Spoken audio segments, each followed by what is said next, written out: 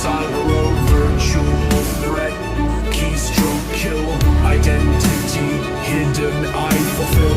Cyber assassin, that's my prowl. Codes in hand, you'll fall. Hack and strike, chaos I make. Cyber realm, my domain to take.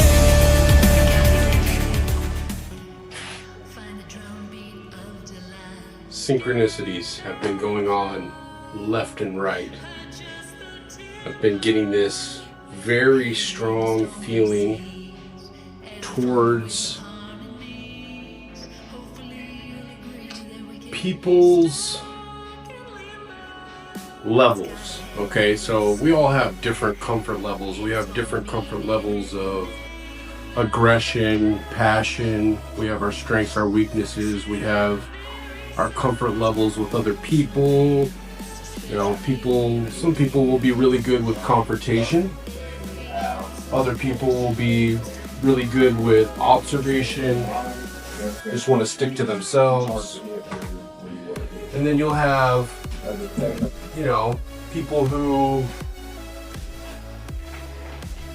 have been raised in situations that have prepared them for vastly different levels of these different relating with other humans. Let me just put it that way. So I've kind of come to this realization back to the search for my why, and that all keeps going back into shadow of, well, my why has a lot to do with who I am and why I am and what I'm looking for and what I've been and where I've been and all these things.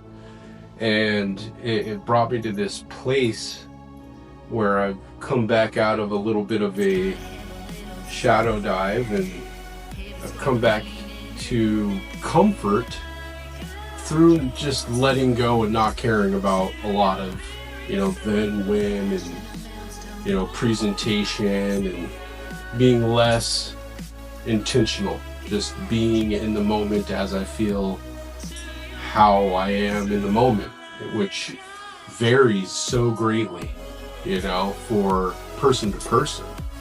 I mean, I may present as a completely different human from this person to that person, this conversation, this situation.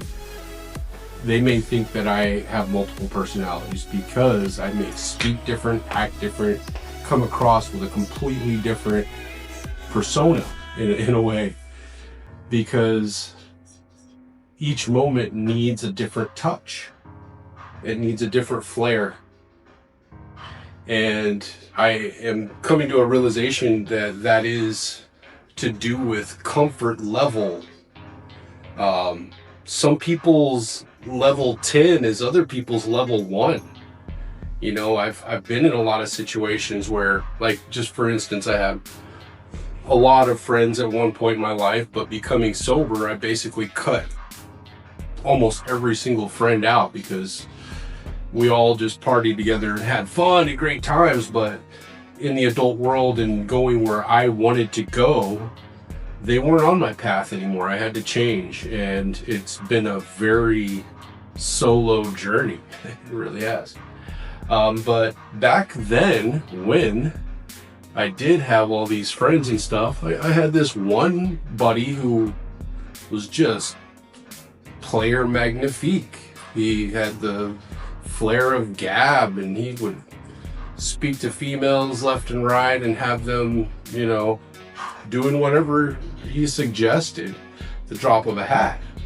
But then put him in a confrontation situation, he balled up and turned into a freaking little worthless ball of goo. He couldn't stand up for himself, but he could pursue the other opposite sex. So where he had his bravery, he was a level 10. And for me, I was probably more of a level 5 in that respect. Where in a confrontation situation, I was a level 10 and he was a level 3. You know, where he just went back to this whole just curl up and stick his hand in the sand. I'm like, here we go, we got to handle this, we got to go to figure this situation out so we're safe again. But I mean, action is how you handle that. So a lot of it has to do with your upbringing and your situations that you encounter and overcome in life. And we all have our different levels and different situations. And that's what I'm starting to realize is, where you can be very comfortable in a certain situation where it can almost, when you're a level 10, everything seems to slow down in these situations. And in moments when you're a level 1 and you're uncomfortable with the situation, everything goes frantic. It seems like everything's going fast because you can't process it. You don't know how to respond. So it's overwhelming. And in these times, it seems like everything's going fast. But when you dealt with things and you know what to do without thought, it's like a body kinesthetic reaction more than a thought process. When you've gone through it enough times, or you've gone to that level 10 realm, then it's not a big deal. You just act. And I've kind of come to this point where I realize that I've had so many high level interactions in so many different realms of life. I've done all the wild things in my youth that I think most people think about doing. And now, getting close to 50, 49, I'm so calm that I'm almost sedate, like nothing raises my blood pressure anymore. I almost feel less alive when not encountering life-threatening situations. Because I've gotten through so many of these situations, I don't really feel alive otherwise. Like nothing raises my blood pressure. I don't even know how else to put it. Like I'll have a situation that should scare people and everybody's stressed out, and I'm just like, oh, just do this, you know what I mean? Just act, and bam, it's handled. And I feel bored a lot of the time. And that boredom, I needed to identify that, because not knowing what it was making me feel like maybe I'm missing something, or maybe I'm searching for something to bring my excitement level up. But what I finally realized is that I've just had so many experiences, from interactions with all kinds of people, from good to bad to wild to, life ending almost, and just so many high rev moments. And that adrenaline, it's like an adrenaline junkie thing. You get to that point where you need that excitement to feel alive. But I've been in this mode of parenting and responsibility and taking care of everything, and it basically kind of lulled me into a hypnotic state, like a homeostasis, like a hibernation. And something about my kids getting older and not being babies anymore has allowed that wild side of me to kind of start rearing its head up again and opening its eyes, saying, oh yeah, we like wild things, we like exciting. And I need to do that in a safe way. I can't do what I used to do, because I don't want to put myself in any situations where I react and I end up in a bad situation. So, without drugs, without alcohol, without craziness, getting that fulfillment is what I now know I need. It's part of what I do when I'm going out on my hikes and stuff. I put myself in these situations where there's rattlesnakes, there's bobcats, there's mountain lions. I'm traipsing off around cliffs and this and that. And, it's not like I'm taking a big chance, but there's always that little chance around. And I like that. I like not knowing what may happen next, keeps some sort of fear factor in the realm of existence that excites me and makes me feel alive. Something that, a lot of people find that in relationships, they find their happiness and their meaning. God, I've had a lot of relationships. I've had a ton of relationships, and they've all not gone well because I don't have that side of me that says I need you. People want to be needed, and I don't need anybody. And that's the hardest thing about being that Sigma INTJ personality type is I'm totally comfortable by myself.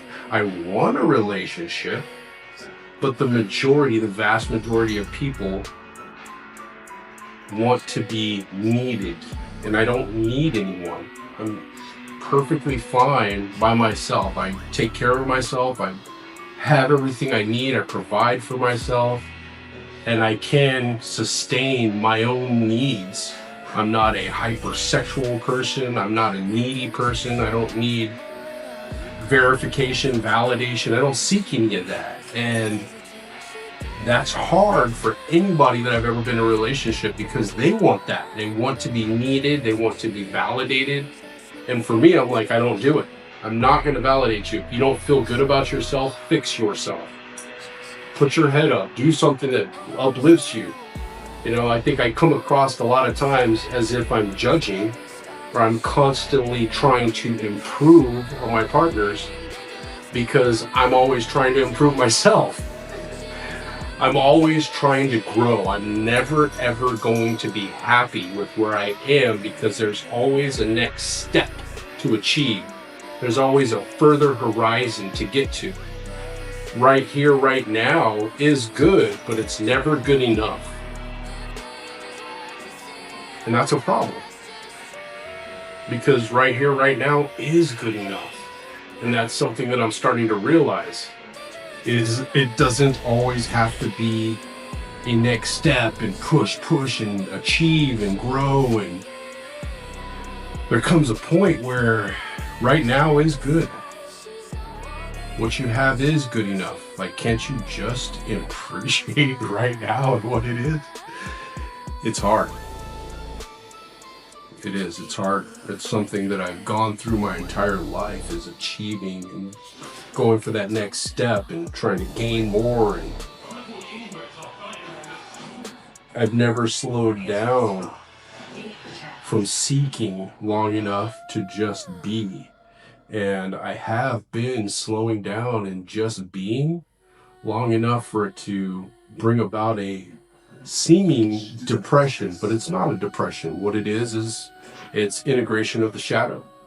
It's facing my darker parts of me and letting them breathe, accepting them for what they are, and integrating their better parts for what they are useful for, and getting rid of some of what I thought was beneficial and good that actually was stifling me. Sometimes always being present and always being helpful is actually a crutch to others and a detriment to your own growth. You can't always be there for everyone, because sometimes those are their trials and their obstacles to overcome for their own strength to be gained. And you're taking it away from them. And you're draining your own self, rerunning lessons that you've already learned, rerunning trials that you've already overcome. Sometimes it's your job to let it be. Step back and just let it be. And that's what I'm learning. I'm learning to get in my lane, stay in my lane, and let things happen. Let other people have their way and have their say. And even if I know better, let them learn their own lesson. You don't always have to be right, even if you are. Sometimes it's worth allowing somebody else to learn the hard way for them to learn. And this is part of it, part of the levels. I mean, I've learned the things and gone through the things that I've gone through and achieved what I've achieved, not because other people helped me, but because I did it myself. I didn't allow anybody to help me. Very seldom. I want to do everything myself. I want all my achievements and my mistakes to be my own. Especially my mistakes, because I'll blame somebody else if it was their fault. And I won't forgive them either. And that's something I'm working on too. Forgiveness. Sometimes allowing other people's opinions to be a deciding factor is your fault. Sometimes you shouldn't even ask, because you want to own your own decisions yourself. Don't even ask. Just do what you feel, and if it's a mistake, oh well. Pick up, buck up, and try again. But let it be your success and your failure on your own steam. But at the same time, it is okay to ask for help and let people help you. And this is a thing that I'm learning. I'm starting to accept other people's help and allow people in. Because, you know, where I myself am a level 10 in confrontation and, you know, crazy things, like, I love it. You know, I'll be a sedate, quiet person, then everything starts to go wild. Watch me light up like a Christmas bulb, like bam, and all of a sudden I'm the most active person in the room. I start handling things, and without thought, I just act. But then you take my buddy who walks up to any female anywhere and says what he feels. Well, that's because he's emotionally vulnerable and allows people to be receptive. And I've never been good at being receptive. And that's my level 1 strength that I'm working on, is being open emotionally and being receptive to other people's feelings and their desire to have communication and closeness and be friendly. I just grew up in a way where everybody felt like everybody hated me and everybody was against me, and I was guarded because everybody had a motive that was negative towards me. So I grew up not trusting anybody. I didn't trust nobody. Not even my friends. I didn't even trust them. Because one after another, there always was a moment where I found that, yeah, they called themselves my friends, and maybe in their mind they were, but, you know, they still weren't. They would still throw me to the wolves for their own betterment. So I just never trusted anybody, but that can't stay forever. There comes a point where you have to allow your receptivity and take that chance. You can't always stay level 1 here and be level 150 over here. It just doesn't work that way. You know, it's a weak point. It's just like having your shadow side and your light side, but being way too heavy in your shadow and not having enough light is a weakness. A lot of people are very strong on their light side and weaker on their shadow side. And I'm quite the opposite. I'm very shadow oriented, very dark oriented. And the light side, I'm learning to be receptive. It's that femininity, you know, that female aspect is the receptive part. You know, I've been able to cultivate that with my pets and my children, you know, in my workplace.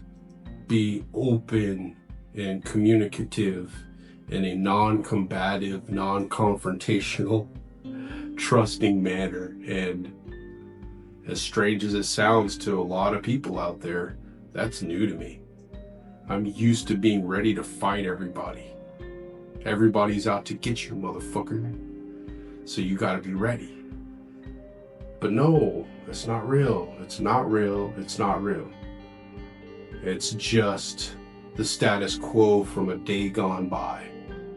But it's time to let that day go by. And expectations rule your reality. So that expectation has stuck with me long enough. I know that your perspective rules your perception, and your expectations rule your future. And I'm recalibrating my expectations, reevaluating my perspective, and allowing receptivity of others, and still holding my shield and my sword, but at rest.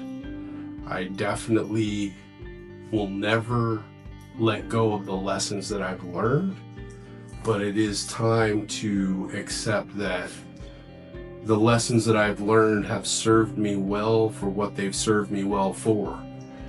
But there are other lessons that I've always deemed as weakness and putting yourself into a compromised position. But that is a viewpoint, and it's a viewpoint that I realize now is not only what I have seen it as, but it is essential for full assimilation of self. To be whole, you do have to be both receptive and both. You have to shield, but you also have to let in. Everything has its season and its time, but I've stayed in the season of shield and sword pretty much my entire life. So long that I don't know what it is to be soft and to allow others' emotions or my emotions to be felt and be seen.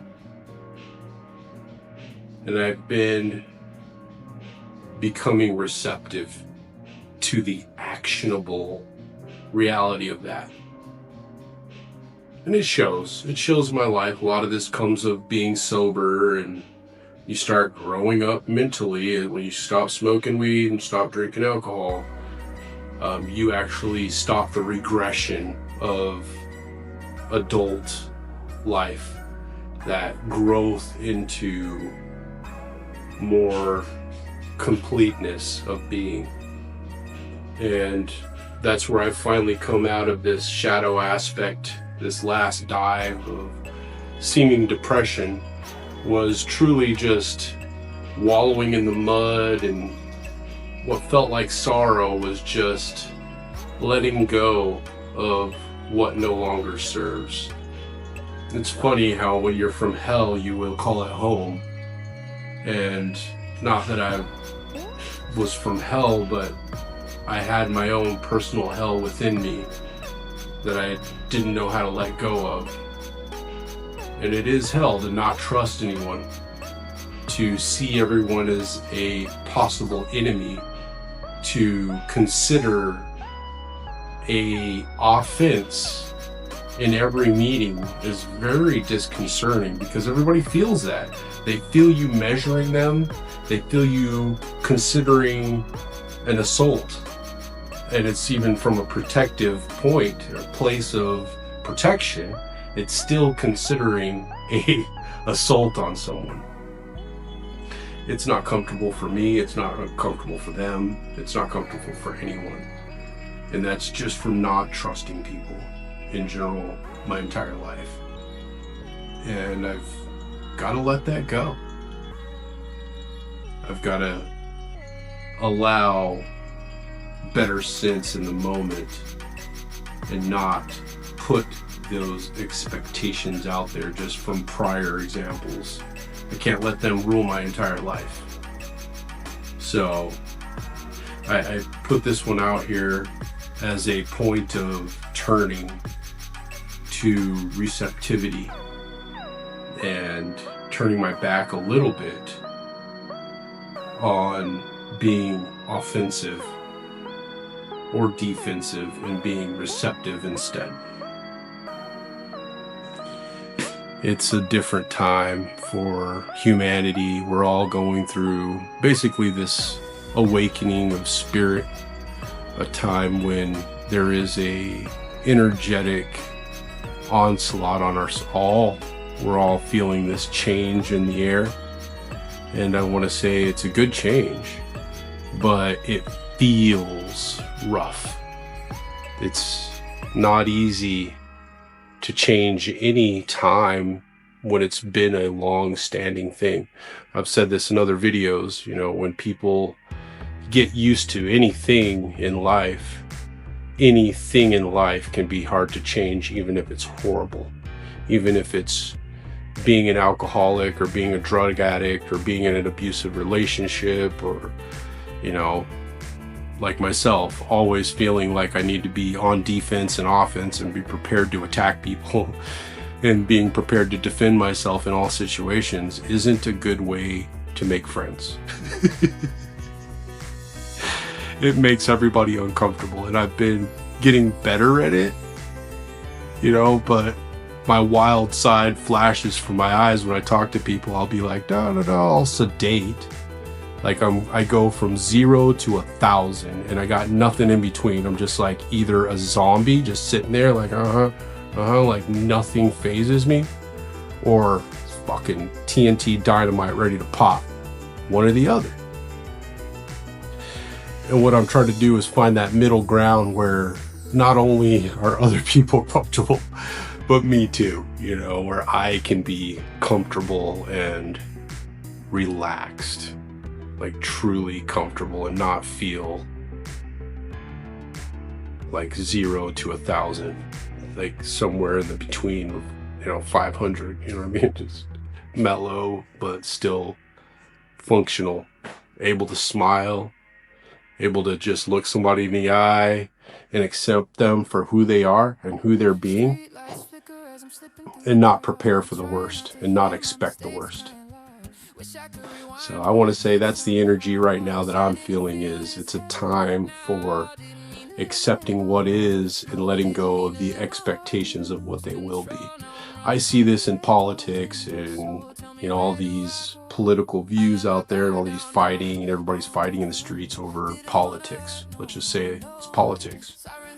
It's basically that. And a lot of that has to do with expectations and perceptions. I grew up in a place where, you know, I was the darkest brown person for miles, and everybody hated me because of my dark skin. And I never understood that as a child. I had no understanding of why. But the funny part that I realized as an adult is neither did they. None of them ever met a black person in their lives. The person they hated so much and feared so much, they hated because it was something in their mind that was never real. They had never had a real reason other than a thought process that was shared and pushed along amongst them. And growing up in that situation, they pushed that on me, and the expectation to be that evil, horrible person was what they put on me. But for me to not become that, that was the true test. And I win. Darkness just calling me onward to the heart of the earth where my destiny sleeps, secrets keeps as it weeps. And then I could feel it. The deeper I went now, the brighter my own inner fire began to burn through the gloom, as if the vast darkness without was now feeding the light that's within me, like some kind of trial, an initiation from tomb, escaping my doom. This wasn't the physics we know from our textbooks. This was the like Orpheus to Hades, for truth and for meaning, for all